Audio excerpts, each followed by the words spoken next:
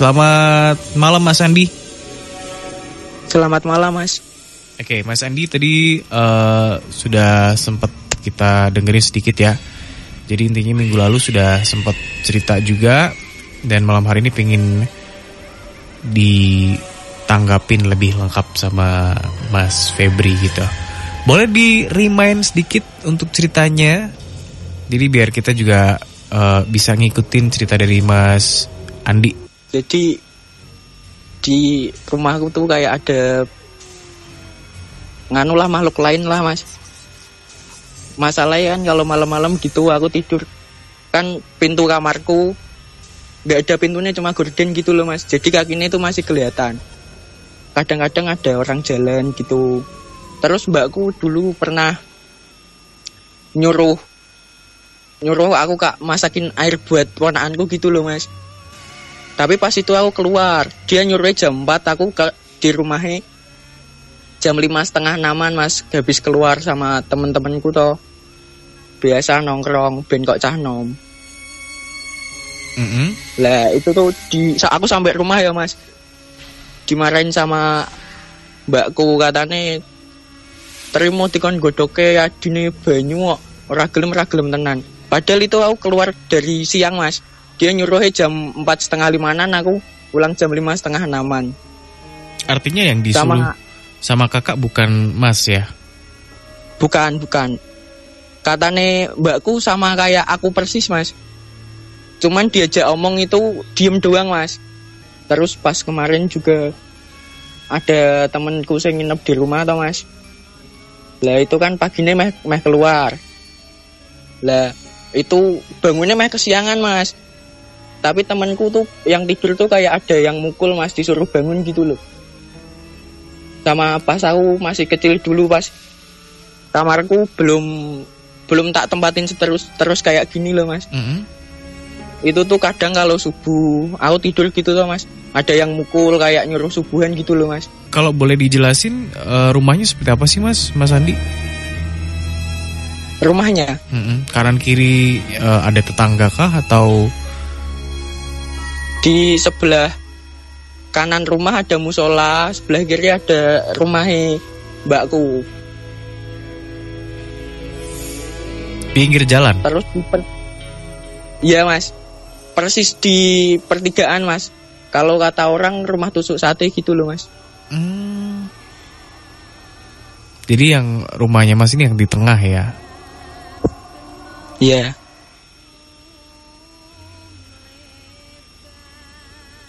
Kejadian kayak gitu dari kapan Mas Andi? Sudah lama Mas, dari aku SD. Yang aku disuruh sholat subuh itu juga SD Mas. Sama dulu pas bapakku masih hidup toh. Pas rumah belum direnovasi. Jadi depan kamar mandi gitu kan ada tempat sholat gitu loh Mas. Lah itu aku tengah malam tuh kebangun mau pipis Mas.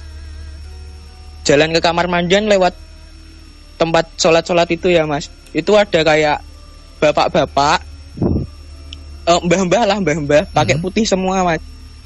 Tak kira bapakku Mas. Aku kan masih rada ngantuk tau, cuma lihat sekilas.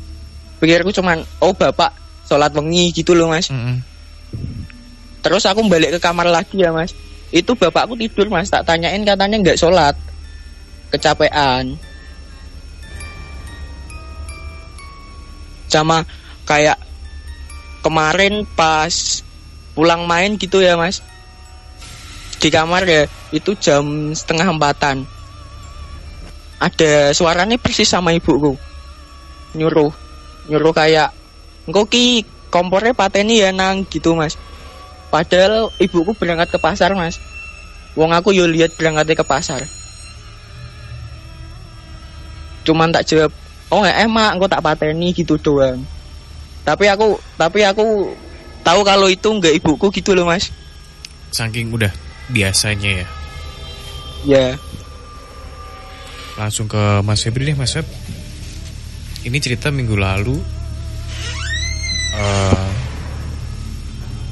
Kerabat Timbala juga mungkin sudah sempat menyimak gitu ya. Jadi silakan Mas Feb. Kayaknya penasaran juga nih. Iya. Selamat malam Mas Andi. Iya, selamat malam Mas. memang di rumah Mas Andi ya, itu memang ada sosok kakek-kakek, betul, memang ada. Itu tuh apa dari leluhur? Apa emang sebelum rumah itu dibangun udah di sana, Mas? Soalnya aku tanya sama Pak Deku ya, Mas. Katanya itu rumahnya ditanduri penjaga sama mbahku gitu loh. Iya. Di tanah yang dibangun rumah ya, Mas ya. Ini rumah Mas Andi ya. Iya. Itu kalau yang saya lihat ada kayak batu ya. Kayak ada batu yang ditanam di situ gitu. Dengan tujuan untuk menjaga yang ada di rumah itu gitu, Mas. Yang ada di yang menginjakkan tanah di situ gitu.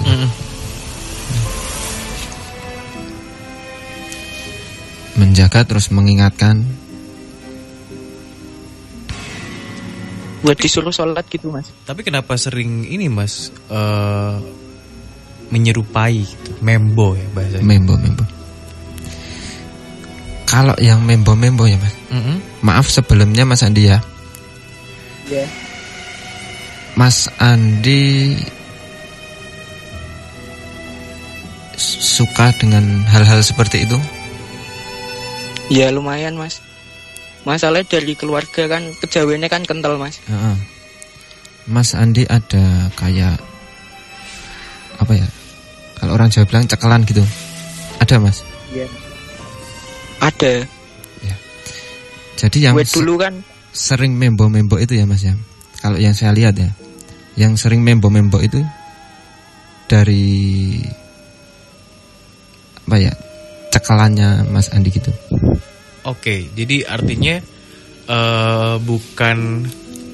bukan sosok yang ditanam, bukan untuk menjaga itu, bukan yang kemudian usil ya, tapi dari apa yang dibawa sama Mas Andi sendiri yang kemudian ya yang sering membo gitu. Kalau sosok soalnya kan ya Mas Andi gimana? Dulu kan pas lulus SD kan mau mondok ya, Mas. Lah katane bapak tuh disuruh puasa mute seminggu buat jagan-jagan. Biar di pondok itu kak misal ada yang benci nggak bisa nembak santet gitu loh, Mas. Iya. Ya, apalagi udah merasakan hidup di pondok gitu ya. Pasti kan sedikit banyaknya paham dah hal-hal seperti itu gitu. Kalau yang ditanam oleh kakek ya, Mas ya. Itu kalau menurut saya positif gitu. Beliau hanya yang Mbah itu, Mas. Ya betul. Beliau hanya menjaga dan selalu mengingatkan ya. Mengingatkan dalam hal positif ini. Kalau yang kayak ibu saya itu berarti dari peganganku, Mas. Suara yang seperti ibu itu tadi ya, Mas. Yang nyuruh tadi. Itu masih ada sosok lagi di rumah gitu. Oh, sosok yang jadi, lain lagi.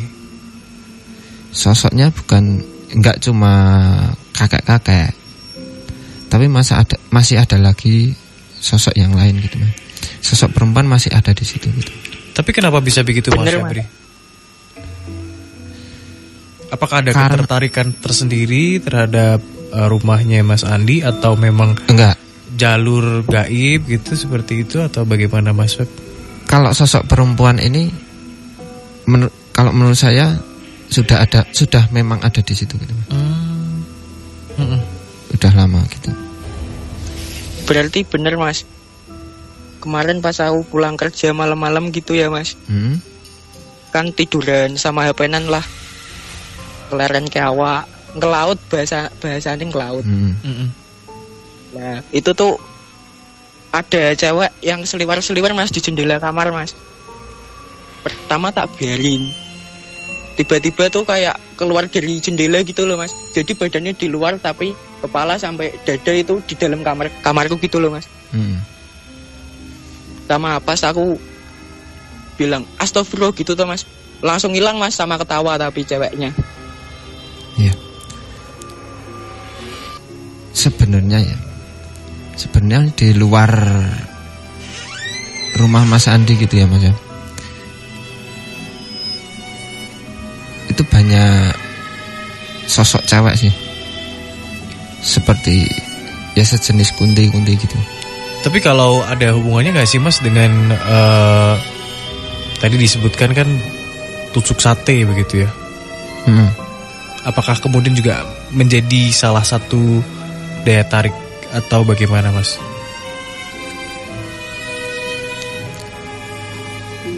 Kalau dengan rumah tusuk sate itu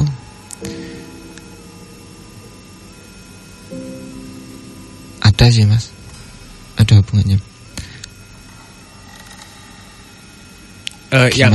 Yang terjadi di rumahnya Mas Andi ini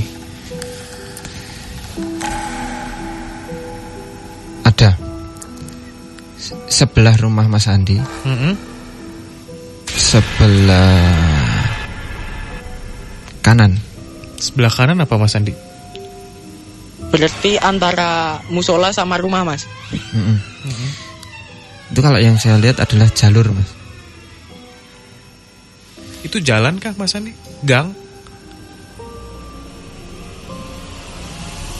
Halo? Ya. Itu apa? Sebelah kanan antara musola dan kayak ada kalen gitu loh mas, kalen kecil gitu loh, resapan. Oh. Itu kalau yang saya lihat adalah jalur goib ya, jalur goib gitu. Tapi bener sih tadi dijelasin itu kalen ya, resapan ya. Maksudnya biasanya kan di tempat-tempat lembab gitu. Lembab itu memang. Jadi kalau yang di rumah, ya si kakek itu tadi yang itu hanya menjaga ya mas ya, gitu. Berarti yang usil bukan kakeknya? Bukan mas, bukan. Kalau sosok kakek itu hanya menjaga dan selalu mengingatkan gitu. Kalau yang kayak apa namanya, bukan kakek-kakek gitu loh mas, ada satu lagi gitu loh. Apa? Kayak pocong mas, biasanya di depan rumah mas. Iya aja. Pernah lihat. Seperti yang tadi saya bilang ya mas ya. Sebenarnya di luar rumah Mas Andi itu banyak sosok-sosok yang nggak kelihatan gitu mas. Tapi alhamdulillahnya sosok tersebut nggak sampai masuk ke dalam gitu. Palingan hanya kayak apa ya? Mungkin pun kalau bisa masuk hanya separuh gitu, terus keluar lagi gitu. Atau mungkin itu karena alasan dari kakek kasih ya betul nanem itu ya. Itu kan fungsinya untuk pagar ya, pagar. Karena si kakek juga tahu bahwa itu daerah yang rawan ya karena tusuk sate tadi ya. Mas Andi, saya agak tertarik dengan sosok pocong yang di luar rumah itu. Seperti apa Mas Andi, pernah berinteraksi gitu, melihatkah atau bagaimana? Wajahnya tuh masih biasa, cuman pucet gitu loh mas. Jadi ndak busuk ndak gimana. Tapi itu wajah mirip banget sama tetanggaku yang udah meninggal mas. Aduh ya Allah, tiba-tiba merinding. Kenapa bisa bilang karena begitu? Kan sekarang rumah yang dipakai yang aku bilang mirip pocong itu kan dikosongin mas. Soalnya keluarganya nggak ada yang sanggup ngurusi di situ gitu loh mas. Nggak ada yang berani. Mohon maaf, berarti mas pernah lihat itu setelah orang tersebut nggak ada atau jauh-jauh hari sebelum? Mas. Berapa kali Mas Andi? Aku diliatin 3 kalau nggak 4 kali mas. Terus adikku diliatin juga, ponaan, anak mbakku ponaan. Dan bilang sama, terkonfirmasi sama apa yang dilihat. Iya, jadi tuh kan biasalah maghrib-maghrib anak-anakan habis mandi disuruh susah toh mas. Lah itu jalan-jalan Mas ke daerah rumah yang kosong itu Mas. Terus tuh tiba-tiba pulang nangis, ditanya kenapa. Katanya ada pocong Bu gitu. Kan ditanya mbakku ada pocong Bu. Di mana? Di sana jawabannya. Bapak ini gitu temennya. Bapak ini tadi pocongnya bilang gitu ke mbakku. Ke ibunya. Aduh ini menarik sih dan benar-benar bikin merinding ya karena sampai wajahnya pun bisa digambarin sangat jelas. Mas Febri kalau berkenan mungkin untuk mengulas karena dari sepanjang cerita ini menurut saya kayak hal yang bikin penasaran juga, Mas Feb. Kalau dari penglihatan saya Mas ya, sosok tersebut ada sesuatu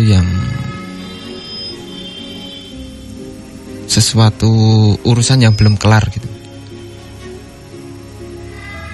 Tapi mohon maaf sekali saya tidak bisa membahasnya di sini gitu Mas, karena ini terlalu pribadi. Betul. Dan kehormatan dari ini ya, bapak yang sudah meninggal ya. Tapi apakah itu memang bapak yang sudah meninggal ini Mas Feb, atau hanya sosok jin yang kemudian taruhlah ingin memberi fitnah atau apa gitu? Iya. Sebenarnya ya Mas ya, ini adalah jin yang maaf ya, dulu pernah dirawat oleh beliau. Aduh. Mas Andi di daerah mana sih tinggal? Rawasari Mas, Pengkol.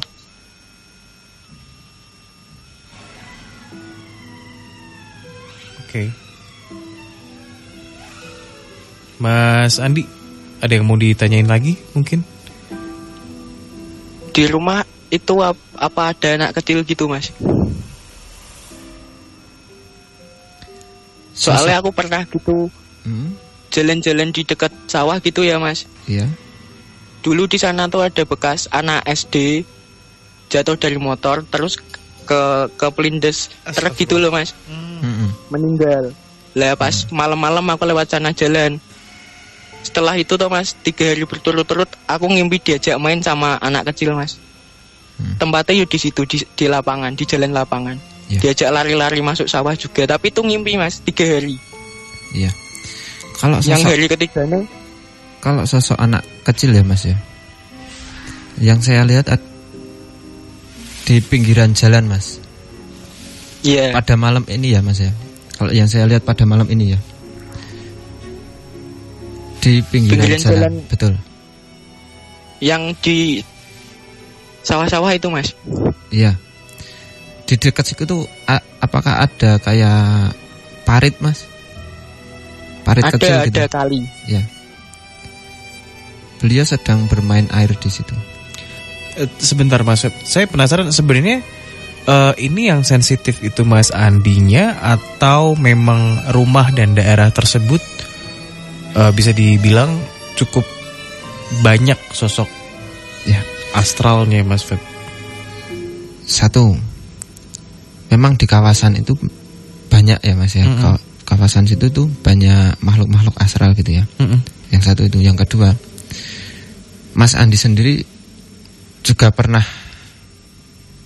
belajar seperti ini. Oke. Ya. Mas Andi, terima kasih banyak ya Mas ya untuk ceritanya malam hari ini ya Mas ya. Iya Mas. Oke, next time boleh deh kalau misal ada cerita aslinya masih lain. Ada Mas, banyak. Ya, boleh mungkin lain kali ya. Iya Mas. Diceritain lagi di sini di Nightmare on the Air.